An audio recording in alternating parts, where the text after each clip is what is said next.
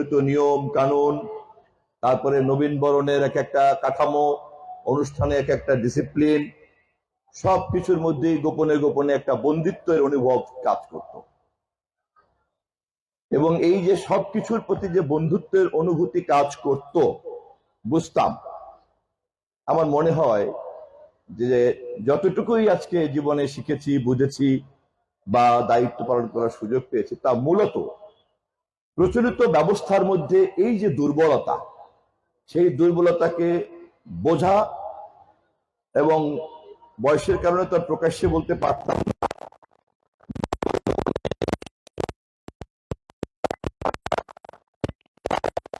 এটা নিয়ে একটা গোপন একটা বিদ্রোহ কাজ করত। বিদ্রোহটা প্রকাশ্যে করতে ভয় পেতাম। বাবা ছিলেন সরকারি কর্মকর্তা, বাঘের মতো ভয় পেতাম। পড়তাম বরিশাল জেলা স্কুল, খুলনা সেন্ট জোসেফ স্কুলে, নামকরা স্কুলের নামকরা সমস্ত নিয়ম শৃঙ্খলা।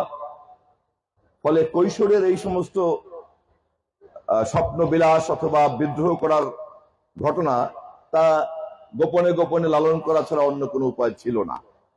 তো ওরা যখন এখান থেকে বেরিয়ে যাচ্ছিল, আমি মনে মনে কিন্তু খুব খুশি হচ্ছিলাম। এবং আমার কাছে মনে হচ্ছে যে এটাই হচ্ছে ন্যাচারাল। যদি আপনারা আমাকে ভুল না বোঝেন, অধ্যক্ষ সাহেব এবং গভর্নিং বডি যারা এখানে আছেন, আমি বলবো, আমি সহ আমরা যারা বয়স্করা এটা বুঝি না, সমস্যাটা কিন্তু এখানে। এবং এই না বোঝাটা এত বড় যে আজকে আমার সন্তান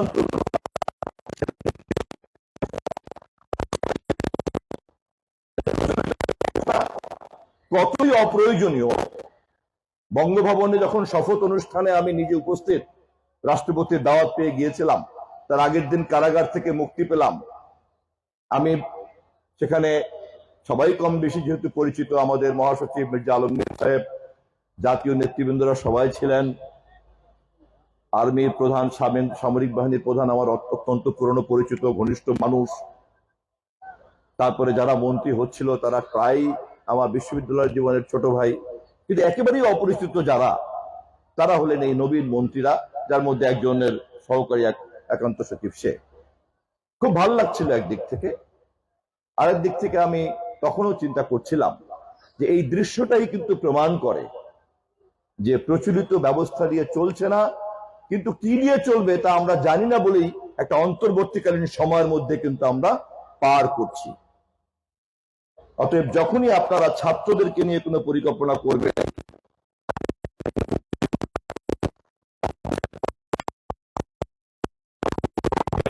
বলবেন, মনে করার কোনো কারণ নাই আমার ভুঁড়িটা অনেক বড় হয়ে গেছে, আপনার দাড়ি হয়ে গেছে, অতএব আপনি খুব বেশি আমরা বুঝে ফেলেছি। এটা যদি ভাবেন তাহলে ভুল করবেন। অনেক বেশি তারা জানে এই তরুণ প্রজন্মের ছাত্রছাত্রীরা। তাদের জানাটাকে তারা সাজিয়ে গুজিয়ে বলতে পারে না এবং এটাকে সমাধান হিসেবে হাজির করতে পারে না। কিন্তু এটা তারা জানে যে এটা দিয়ে চলবে না। যা চলছে, সাজানো গোজানো ফুল ফাল, এই সমস্ত আয়োজন টায়োজন, এই কি ক্রেস্ট, এই তারপর বক্তৃতা, আমাদের সব ভাব ভঙ্গি, এগুলি যে ওরা পছন্দ করে না এবং এগুলি যে ভালো লাগে না, এটা কিন্তু ওরা বোঝে। বরঞ্চ ওদের যে ভালো লাগে না, আমরা কিন্তু তা জানি না। যেমন শেখ হাসিনা বুঝতে পারে নাই। এই না জানাটার পরিণতি যে কত কঠিন,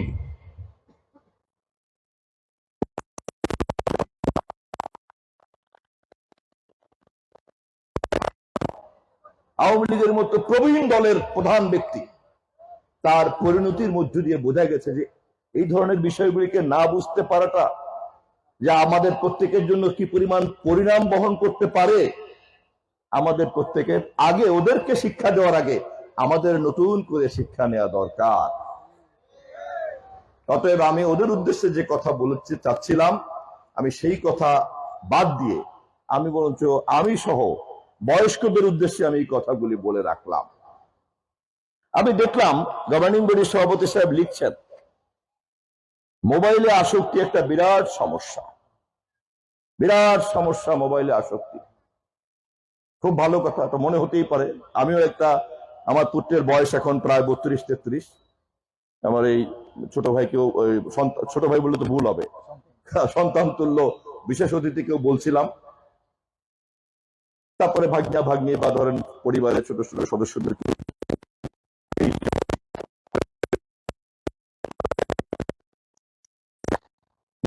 1 ঘন্টা ঘুমানোর আগে মিডিয়াতে আমি স্ক্রলিং করি। অ্যাক্টিভ থাকতে পারি না, ভূমিকা রাখতে পারি না, বাট আমি স্ক্রলিং করি সোশ্যাল ট্রেন্ড বোঝার জন্য, গ্লোবাল ট্রেন্ড বোঝার জন্য, রিজনাল ট্রেন্ড বোঝার জন্য। বিকজ ট্রেন্ড আমি কিভাবে বুঝবো? ট্রেন্ড না বোঝাতে পারলে কিন্তু হঠাৎ করেই দেখবেন শেখ হাসিনা যেমন হঠাৎ করে 5 তারিখ আবিষ্কার করেছে, আপনারা যারা এই mobile phone device, social media এবং এই ডিজিটাল সিস্টেমের মধ্যে যারা আমরা ঢুকতে পারছি না বা চাচ্ছি না, এটাকে একটা খারাপ জিনিস মনে করছি, আমরাও কিন্তু হঠাৎ করেই দেখব যে এমন এক জগৎ যেখানে আপনি এলিয়েন হয়ে গেছেন, আপনি একটা অদ্ভুত মানুষ হয়ে গেছেন। আমরা যারা এই বয়সের মানুষ, একদিকে আমার সামনে বসে থাকা সন্তান তুল্য ছাত্র ছাত্রীরা মোবাইলের স্মার্টফোনের ডিভাইস নিয়ে কথা বলছে, আমার কথা এই মুহূর্তে যার পছন্দ হচ্ছে না, ও দেখেন ও মোবাইলে হয়তো স্ক্রলিং করছে সোশ্যাল মিডিয়াতে, কিছু করার নাই,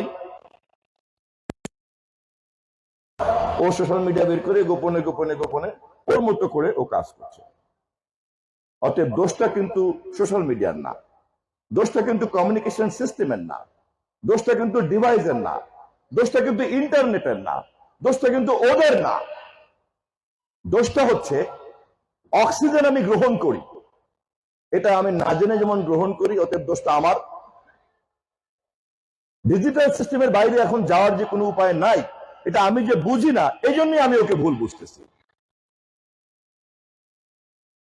ছাত্ররা সহ যারা তোমরা এখানে আসছো, তোমাদের প্রথমে আমি বলছি আরো বেশি বেশি করে ডিভাইস ব্যবহার করবা, ইন্টারনেট ব্যবহার করবা, সবচেয়ে বেশি ব্যবহার করবা। হ্যাঁ, দ্বিতীয় কথা, কি ব্যবহার করবা, কি কাজে ব্যবহার করবা, এইটা হচ্ছে দ্বিতীয়। কারণ এই ক্ষমতা যে কোনো মানুষকে, বিশেষ করে উঠতি বয়সের তরুণ কিশোরদেরকে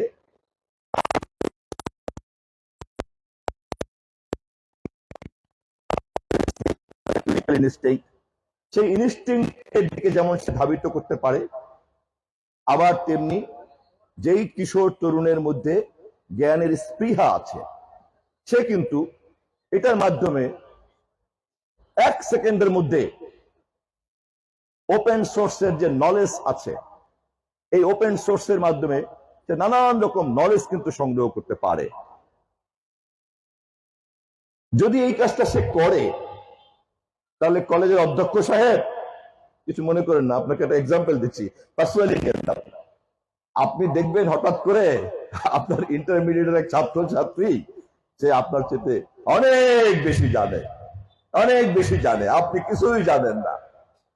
কারণ ও তো জানার জগতে প্রতিদিন ঢুকছে, ও জ্ঞানের সাগরে ঢুকছে। আপনি তো প্রত্যেকদিন স্যুট কোট টাই পরে এসে বেত নিয়ে কেমন করে শাসন করবেন, কেমন করে ধমক ধমক দিবেন আপনার স্টাফ, আপনার শিক্ষক আর ছাত্রছাত্রীরা আপনার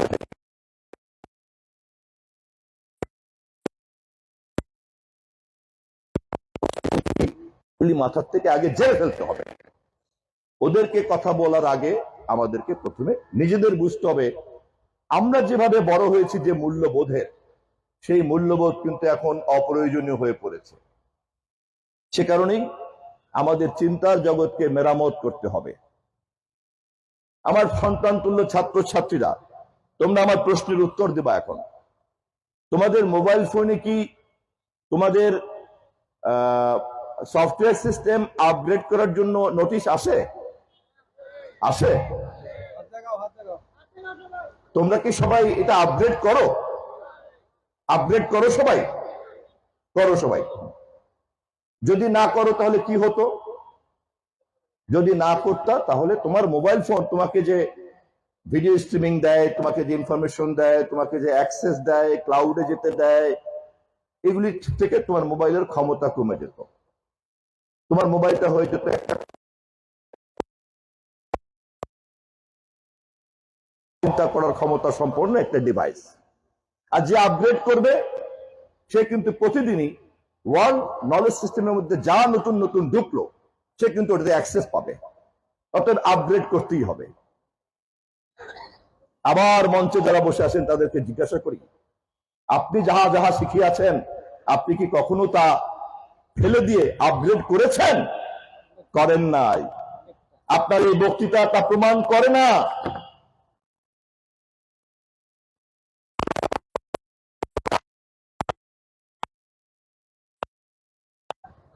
আমার বয়স বাগানের বয়স কম হতে পারে, কিন্তু চিন্তাটা যদি আপনার মতোই হয়, আমাদের বাড়িতেও আমি দেখেছি বেশ অনেক গুড বয় অনেক আছে।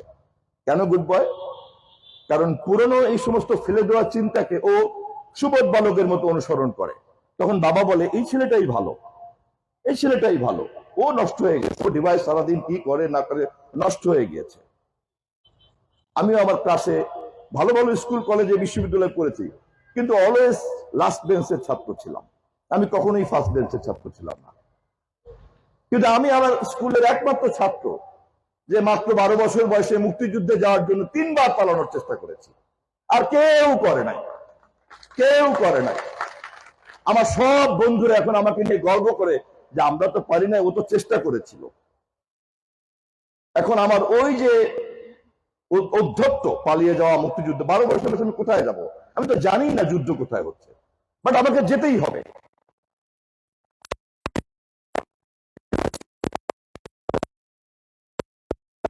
টাকা চুরি করা, মায়ের পায়ে হাত দিয়ে সালাম দেওয়া, সাইকেল বাসায় রেখে যাওয়া, নানান রকম সমস্যার মধ্যে আর যাওয়া হয় নাই। গেলে পরে কি হইতো, হয়তো এতদিনে কবরের দুব্বাঘাস গদায় যেত। কিন্তু এই যে ঔদ্ধত্য এবং এই ধরনের একটা কাল্পনিক ঔদ্ধত্য দেখাতে পেরেছি, এখন আমার স্কুলের বন্ধুরা যখনই আমরা মিলিত হই তারা সবাই আমাকে নিয়ে গর্ব করে। সেই কারণেই আমি আপনাদেরকে বলছি, বয়স্করা যারা আছেন, এখানে অভিভাবকরা যারা আছেন, আপনারা আপনাদের প্রত্যেকের সন্তানদের সঙ্গে, তরুণ প্রজন্মের সঙ্গে কথা বলার সময় সম্মান করে কথা বলবেন। অবশ্যই আপনার সন্তানদেরকে সম্মান করে কথা বলবেন। মনে করার কোনো কারণ নাই ও আপনার মাধ্যমে পৃথিবীতে এসেছে বলেই আপনি তার সন্তানের চিন্তার মালিক হয়ে গিয়েছেন। আমার বাবা যা যা চিন্তা করতেন সেই চিন্তার কোনোটাই, বেশিরভাগটাই আমি ধারণ করি না, কিন্তু আমি আমার বাবার জন্য এখনো তখন তার স্নেহ মায়া মমতার কথা আমি আবেগ আপ্লুত হয়ে পড়ি। কিন্তু তিনি যে চিন্তাগুলি ধারণ করতেন সেগুলি আমার পক্ষে ধারণ করা সম্ভব হয় নাই, বা এখনো করি না। আপনারাও বাবা মারা মনে রাখবেন, সম্ভব না। আমাদের নবীজি হযরত মুহাম্মদ সাল্লাল্লাহু আলাইহি ওয়াসাল্লাম, তাই না? আমাদের পবিত্র ধর্ম ইসলাম, সর্বশক্তিমান আল্লাহ তাআলা তার উপরে কোরআন নাজিল করেছেন। হেরা পর্বতের গুহায় জিবরাইল আলাইহিস সালামের মাধ্যমে তাকে বাড়ি পাঠিয়েছেন 114টা সূরার মাধ্যমে।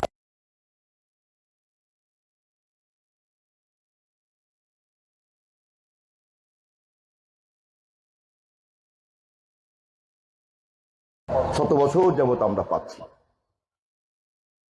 মূল কথাটা কি? এক আল্লাহ ঈশ্বরের কথা বলেছেন।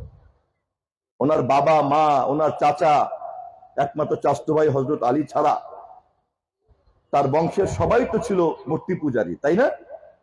ছিলেন না? নবীজি যদি বলতেন বাবার অবাধ্য হওয়া যাবে না, আমাকে অবশ্যই বাধ্য থাকিতে হবে, তাহলে তিনিও কিন্তু মূর্তি পূজারী থাকতেন না? অতএব বাবা মায়ের কথা শোনা যাবে না, বাবা মায়ের বাইরে চিন্তা করতে হবে। এটা কোনো ভুল চিন্তা না, এটা সঠিক চিন্তা। সেই চিন্তাটা মানুষের কাজে লাগছে কিনা, দেশের কাজে লাগছে কিনা, জনগণের কাজে লাগছে কিনা, পরিবেশের কাজে লাগছে কিনা, সেইটা দিয়ে আমি একটা মানুষকে জাজ করব। ও ছোট, অতএব ওর চিন্তার মূল্য নাই, ও কামার কুমার মুচি, ওর চিন্তার কোনো মূল্য নাই।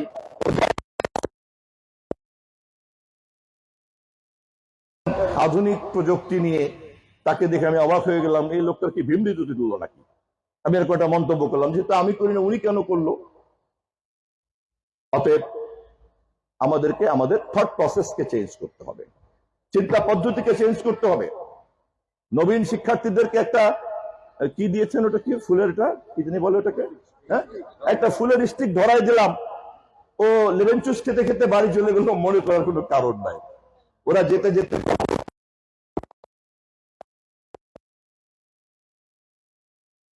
নষ্ট হয়ে গেল, পুরো সময়টাই নষ্ট হয়ে গেল। Be careful. গভর্নিং বডিকে বলছি, আমি অনুরোধ করছি, অধ্যক্ষ এবং শিক্ষক শিক্ষিকাকে আমি অনুরোধ করছি, বি কেয়ারফুল। আমাদের প্রথম দরকার পুরনো কারিকুলাম পরিবর্তন করতে হবে। আমাদের প্রথম দরকার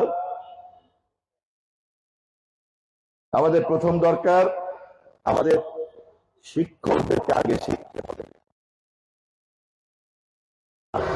কি শিখাবেন আপনি? আপনি তো নতুন করে যে মাধ্যমে শিখাতে হয় এবং এই পরিবেশ নতুন করে কি জ্ঞান দেওয়া দরকার, আপনি কি তা জানেন? আপনি একজন শিক্ষক, চাকরি পেয়ে গেছেন, এমপিওতে আপনার নাম হয়ে গেছে এবং শিক্ষক ছাত্ররা আপনাকে শিক্ষক হিসেবে গ্রহণ করে। এখানে যেহেতু একটা বিল্ডিং আছে, ক্লাস আছে, বাবা মা যেহেতু তার সন্তানকে লেখাপড়া শেখাতে চায়, কেন যায়, কি কারণে যায়, আপনি নিজে কি জানেন আপনি কি শিখাচ্ছেন এবং আপনার সেই শিক্ষাটা আসলে কাজে লাগছে কিনা? এবং আপনি তা জানেন না বলেই আপনি এই সমস্ত প্রচলিত কথা বলেন। এই বাড়ির বাইরে ঘুরে বেড়ায়, সন্ধ্যার পরে আসে না, মোবাইল নিয়ে দুষ্টমি করে, এগুলি হচ্ছে সব সারবস্তুহীন কিছু কথাবার্তা। আপনাদের প্রতি সম্মান রেখেই বলতে চাই, নতুন প্রজন্মকে, নতুন জ্ঞানকে, নতুন বাস্তবতাকে, নতুন শিক্ষাকে, নতুন পরিবেশকে বোঝার চেষ্টা করেন। এছাড়া আর কোনো উপায় নাই খোলা।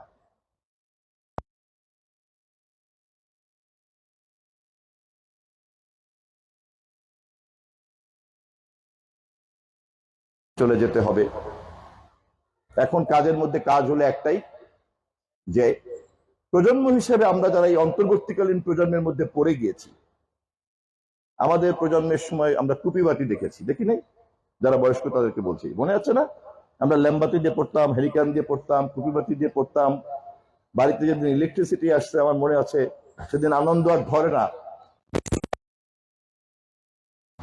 যখন পড়তে বসছি, বই খুলে ইলেকট্রিসিটি নিয়ে, চোখের সামনে হেরিকেন নাই, তখন একটা ভিন্ন রকম অনুভূতি। বরিশাল শহরে থাকি, তারপরেও পৌরসভার মধ্যে থাকি, তারপরে একটা বিদ্যুতের আলো আসতে অনেক দিন লেগে গেল। তারপরে বাড়িতে একটা বড় রেডিও, এই ধামরা গোছের একটা রেডিও। তারপরে টেলিভিশন যখন আসতো, তখন দেখলাম একটা টাকা, ওটাকে টাকা, ওটাতে ছবি আসে না, টাকা এবার আসে, একবার আসে না। তারপরে আপনার আমার বাবা একটা টেপ রেকর্ডার ছিলেন, আমার বাবাও খুব সঙ্গীত অনুরাগী ছিলেন। নিজে কথা বললে আবার কিছুক্ষণ পরে ওইটার উল্টে আবার শোনা যায়। আরে এটা তো একটা মজার জিনিস, বিশাল জিনিস। সারাক্ষণ ওটা নিয়েই ব্যস্ত, গান গাই একবার, কবিতা আবৃত্তি করি একবার, তারপরে আবার কিছুক্ষণ পরে আবার উল্টায় রেকর্ডে ওইটা শুনি। তারপরে বাড়িতে সরকারি কর্মকর্তা হিসেবে বাড়িতে একটা টেলিফোন ছিল, টেলিফোনে চাইলেই কথা বলা যায়। আবার নানার বাড়িতেও টেলিফোন, আমাদের বাড়িতেও টেলিফোন। নানা ফোন করে, নানা কি ফাজলামি করে। স্কুল কলেজে খুব হাতে গোনা কয়েকজনের মধ্যে টেলিফোন। এটা যত না কাজের চাইতে, তার চাইতে অনেক বেশি আমার জন্য বিনোদন আর সমাজে একটা স্ট্যাটাসে পরিণত হয়ে গেল। সেই মোবাইল ফোন এখন রিক্সাওয়ালা তার রিক্সা চালায় আছে, সেখানে বসে খবর নেয়। তরকারি বিক্রিওয়ালা তার দাম নির্ধারণ করার সময় আরেক জায়গায় খবর নেয় যে ঢাকার বাজার ঠিক আছে কিনা। অতএব আপনারা যারা জ্ঞান দেন, লেখাপড়া দেন, আপনাদেরকে বুঝতে হবে কোথায় দাঁড়িয়ে আছেন। টুপি বাতির সামনে,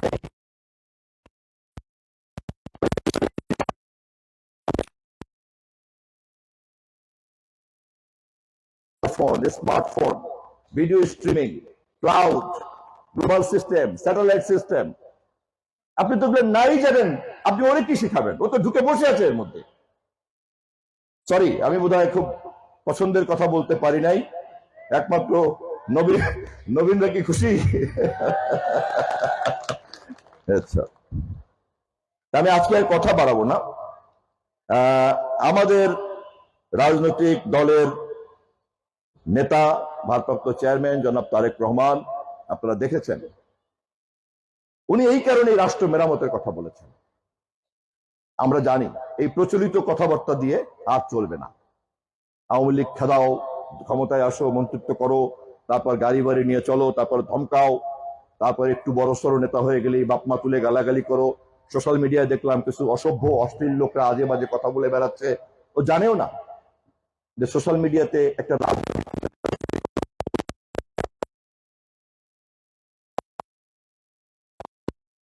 তাদের ছেলে মেয়ে কত ছোট হয়, তার ছেলের কাছে যে কত ছোট হয়, মেয়ের কাছে যে কত ছোট হয়, তাও জানে না, তাও বোঝে না। অতএব আমাদের আবেদন থাকলো যে আমরা যে রাষ্ট্র মেরামত করার কথা চিন্তা করছি আমাদের নেতার নেতৃত্বে, সেইখানে আমরা এই পুরনো ব্যবস্থাগুলিকে ভেঙে দিয়ে নতুন কিছু করব। এই শিক্ষা কারিকুলাম যে হবে না, যারা শুধুমাত্র বলে হবে না, তাদের কথার মধ্যে রাগ আছে, এবং যা আমি প্রায় আমার তরুণ উপদেষ্টাদের মুখে বা ভাষায় প্রায় টের পাই। আমি অ্যাপ্রিসিয়েট করি, ভালো লাগে যে তাদের মধ্যে একটা রাগ আছে প্রচলিত ব্যবস্থার বিরুদ্ধে।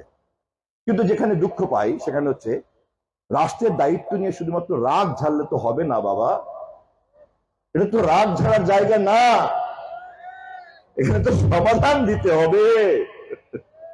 শুধু রাগ ঝাড়লাম, একটা বিদ্রোহী সাজলাম, ওটা তো 12 বছর বয়সে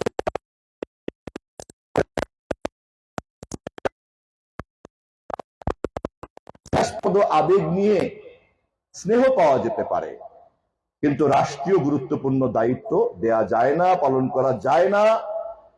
আমাদের দেশের রাজনৈতিক ব্যবস্থার এরকম একটা ফাঁদের মধ্যে আমরা আটকে গেছি। আমি আজকে আর কথা বাড়াবো না। আশা করি ফেব্রুয়ারির নির্বাচনের পরে আমাদের নেতা তারেক রহমানের নেতৃত্বে, আমাদের মাতা দেশনেত্রী বেগম খালেদা জিয়ার নেতৃত্বে, অন্যান্য সমস্ত গণতান্ত্রিক দলগুলিকে সাথে নিয়ে দেশের সমস্ত সৃজনশীল চিন্তাবিদদেরকে আমরা কাজে লাগাতে চাই।